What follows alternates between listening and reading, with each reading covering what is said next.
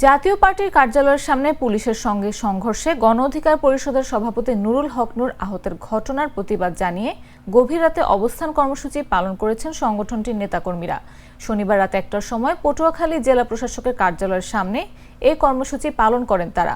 এই সময় গণ অধিকার পরিষদের ছাত্র অধিকার পরিষদের নেতাকর্মীদের সঙ্গে যুব অধিকার পরিষদ একাত্মতা প্রকাশ করে।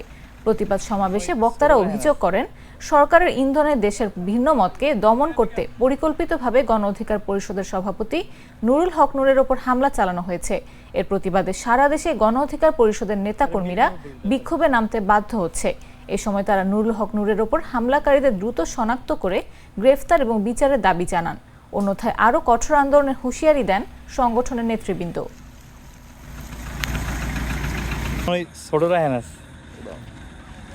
এই রাষ্ট্রের নিরাপত্তা আমাদের নিজেকে নিজের হাতে নিতে হবে এবং সেই জায়গা থেকে উপদেষ্টা মহোদয়কে আমরা স্পষ্ট করে বলতে চাই, আপনারা অনতি বিলম্বে এই রাষ্ট্রের কাছে ক্ষমা চেয়ে শশা পথ থেকে চলে যান এবং একটা নতুন একটা বাংলাদেশ বিনির্মাণে বিপ্লবী ছাত্র জনতা যেভাবে বিভিন্ন সেক্টরে কাজ করেছে, বিভিন্ন জায়গায় কাজ করেছে, সেই জায়গাটা আমরা ধরে রাখবো। যে বর্বরচিত সেনাবাহিনী ও পুলিশ কর্তৃক হামলা, সেই হামলার প্রতিবাদে আমরা আজকে এখানে ছাত্র অধিকার পরিষদের উদ্যোগে অবস্থান কর্মসূচিতে আমরা গণ অধিকার পরিষদ সমর্থন জানিয়ে আমি এখানে আসছি এবং এই জাতীয় পার্টিকে বাংলাদেশ থেকে এই তাদের দলীয় নিবন্ধন বাতিল না করা পর্যন্ত আমাদের এই অবস্থান কর্মসূচি চলবে।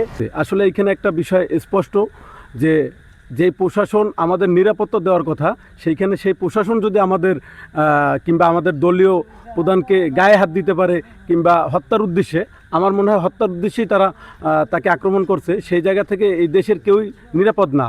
যারা ২৪-এর গণঅভ্যুত্থানের সামনে থেকে নেতৃত্ব দিয়া ফেসিবাদী সরকারকে দূর করছে, সেখানে তারা যদি নিরাপদ না হয়, আমরা কেমনে নিরাপদ হই?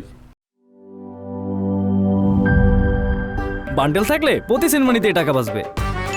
বিকাশ সেনমানি বান্ডেল কিনে জিতুন প্রতি লেনদেনে।